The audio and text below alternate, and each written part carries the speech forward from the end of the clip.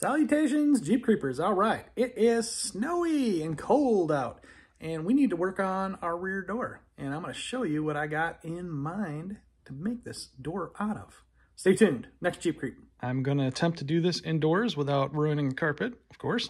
And what did I buy? These are two 4x8 pink insulation boards. They're going to serve as the core to my rear door. They're 1/2 inch thick, 4x8. And then on top of that, and on the other side of that, I'm going to use 1/8 inch plywood 4x8 sheets and make it like an Oreo cookie. And I might have to reinforce it, but it should be pretty interesting. I'm going to do on the outside ring C channel all the way around. So it'll give it a little bit of strength, but I might have to make a frame on top of it as well to make it super strong. So stay tuned. All right, so the first thing I need to do is evidently pull off this plastic.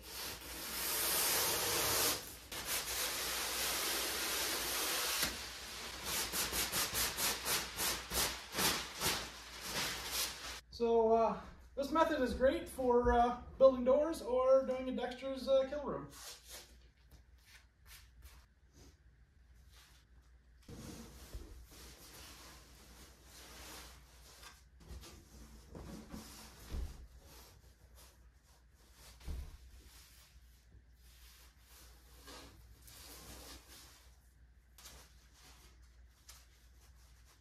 We got a little bit of a gap that we're going to use. One of the reasons I like doing this in here is because the floor is super flat. I don't have a workbench that big. We can get this nice and level as possible. What is the strongest glue to glue together foam board?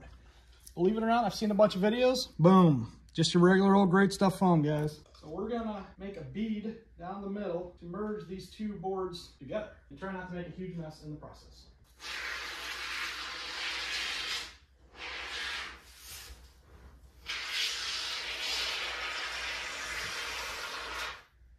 Definitely do not want to get this on carpeting.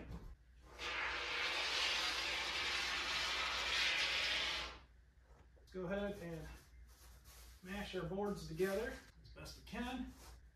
Okay. I'm going to probably use a putty knife here. All right, since this stuff is hard to get off, just get a piece of cardboard. Scrape the ends.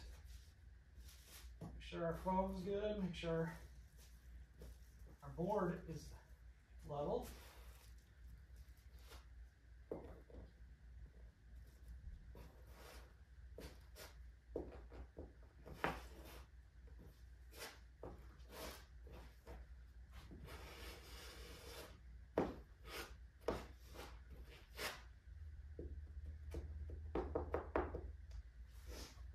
Looks like we need a little bit of weight there.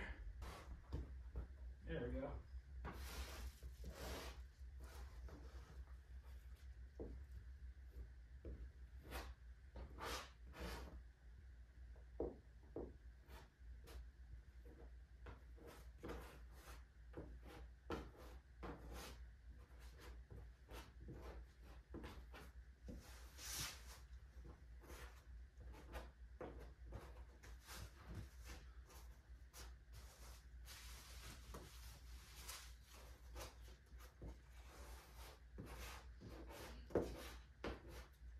Weights on here to put off. Try not to glue yourself down. All right, then we're gonna let the great stuff cure, which, let's see, tack-free in 15 minutes, cures in 8 hours. So let's go ahead and let that cure, and we'll come back to this. All right, so we let the foam board dry overnight, so it's nice and cured. Now I need to trim it down because, remember, this is an 8x8. I can't even get this out of my house. I don't have a door big enough. I don't want an 8x8 on the back of the trailer anyway, because that's the whole size of the entire back wall. So I'm gonna trim it down to 7 foot, and luckily 7 foot will fit out the door. So let's get that cooking. What I wanna do though too, is I wanna keep the seam in the center. So I'm gonna trim off a little bit on each side, 6 inches on each side, to get it down to 7 foot.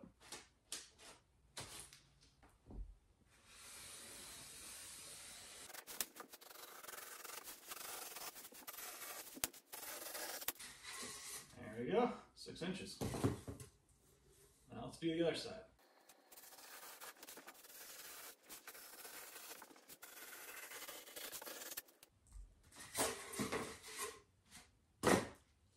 All right, now that I got these trimmed down to where this is 7 foot wide on one dimension, I need to go ahead and trim my 1/8 inch plywood, 6 inches off each one, getting that down to 7 foot wide between the two of them.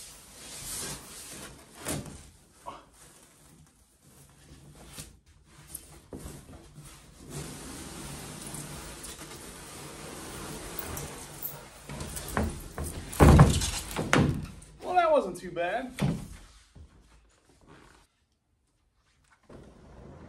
Not bad at all. Good thing that stuff's flexible, eh? We got our table set up. It's actually a pretty nice day. High of 37 today, so snow's starting to melt a little bit, but it'll make it easy working outside. A little bit of sunshine, I'm happy.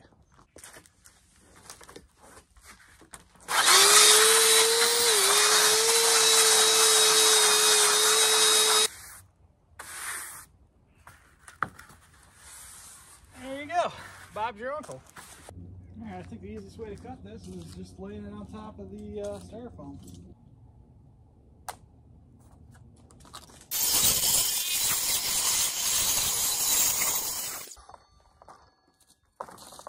Wow. That came out clean as a whistle. I'm glad I got that smaller tooth blade. I mean, that could have been more perfect. I mean, look at that. Oh, nice. All right. Make sure got 6 inches on each side.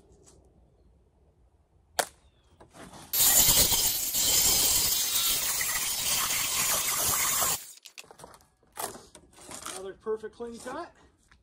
Something else I'm going to try is reusing great stuff.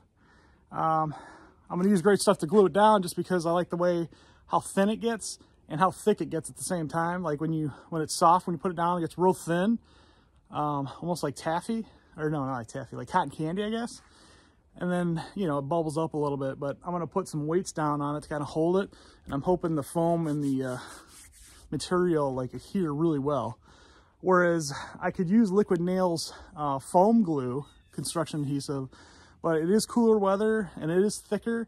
I want that stuff to be like real mashed down. So I'm thinking that's what I'm gonna go with. I'm gonna use the Liquid Nails down the sides of the C-channel for that part of it though. So let's see if we can't get that can started that I've already opened yesterday. See this little ball? That was jammed in the Great Stuff foam head, like right here in the elbow. And I had to pick it out. I had to use wire. I used one of these things from Harbor Freight picks, and I got it. And then this tube, you know, just detached from the end of this. So you can just kind of pop that back on there. And I had to cut off the end, but I cut off the end and I just kept jamming lawn stakes down here and cleaned the tube out. It's free now. Let's see if it works, or let's see if it blows up my face. I don't know. The head on this is a little bit dirty, so I'm gonna pick that out too. Make sure I'm not sending anything hard down the line, because it's just gonna jam the whole operation, man.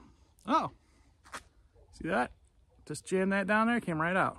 Now it's clear as again. It's not exactly whipped cream, guys. You know, it wasn't really designed to be reused, but if you have patience, don't waste your can.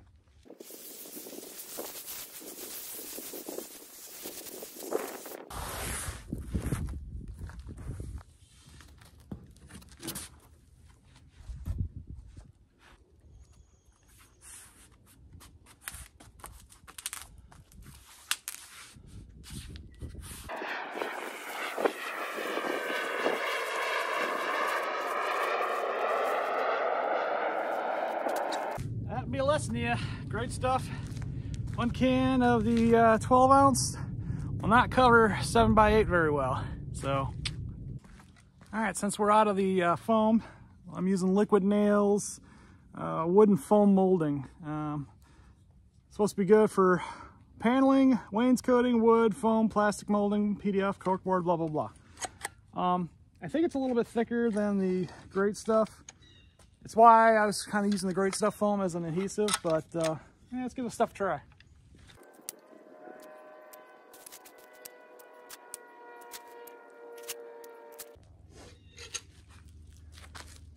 Well, It doesn't come out as fast and as easy as great stuff, but it's pretty cool.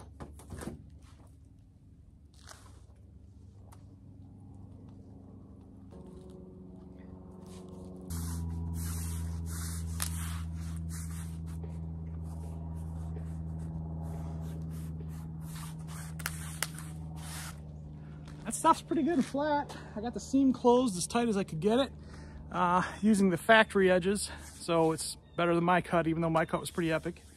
Let's wait for that to dry, and then we'll get a couple more pieces of 1/8 for the other side and complete that cookie. Let's see, it's been quite a few hours. It's been about 8 hours, which is good, so this is fully cured now.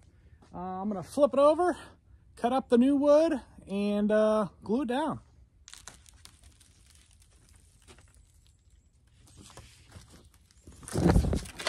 All right, forgot I gotta sand this seam down too before I do any cutting.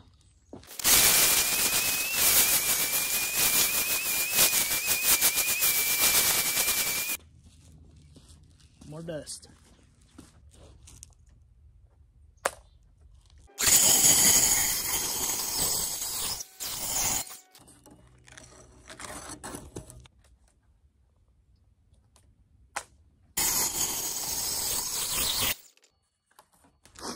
Going back to the great stuff. So it was a little bit unfair when I said one can wouldn't do a 7x8 surface, because I did do the seam down the middle. So one can minus the seam. So that should mean this is the exact right amount. Maybe? I don't know.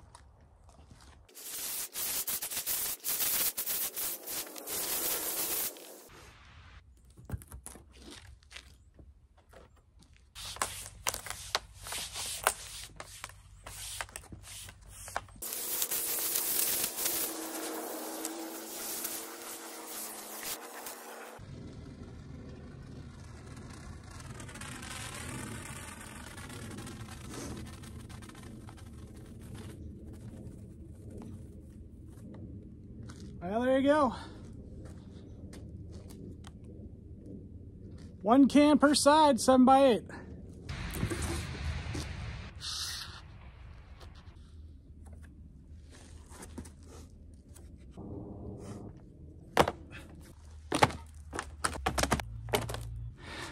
All right, that's somewhere we're going to end it for this week. Stay tuned.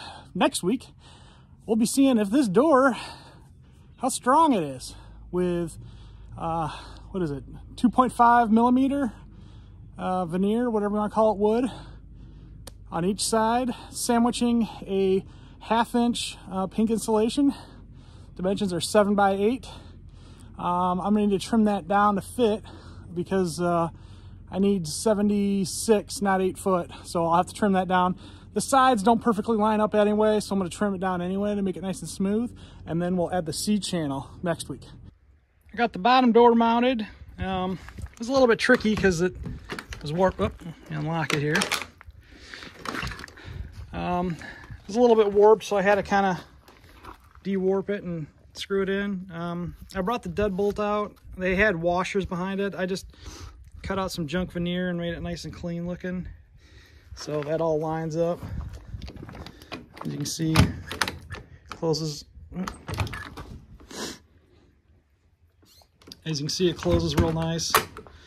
My latch goes in real easy. That goes in real easy. That was the important thing. Now, the tricky part is I need to mount this top part. First of all, the camper actually sits higher than the window is. So I'm going to have to put a beam on top of it. And this door, top part of the door, was held together by the ceiling, so I need to pull that hinge off. It's a frame, so I just need to put the frame inside the wood, but it's thicker than before, so I need to probably cut the wood back, the 2x4, to insert this door, or, which might be a smarter idea actually, I might just cut this frame, go down it, and cut out a notch so that it fits. All right, what I'm gonna do here is I'm gonna take out all these screws and just remove the middle part door from the frame and mount the frame. It'd be a lot easier.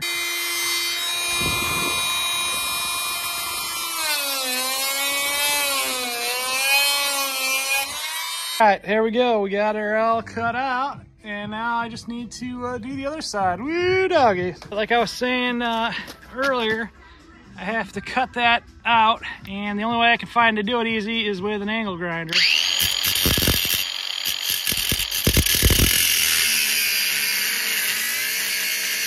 There you go, a nice cut edge. Right, after all the cutting and fighting, I got it to fit in. Woohoo! Now I just need to mount it and we're good to go. I couldn't be happier with the way this turned out. It fits in there perfect. This is a pop-up camper thing, so I have that on there, but I have a door. I am so happy. I just need to fill in that top space. Maybe I'll put a light in there or something, like a porch light. I don't know. Stay tuned for another exciting episode of Jeep Creep.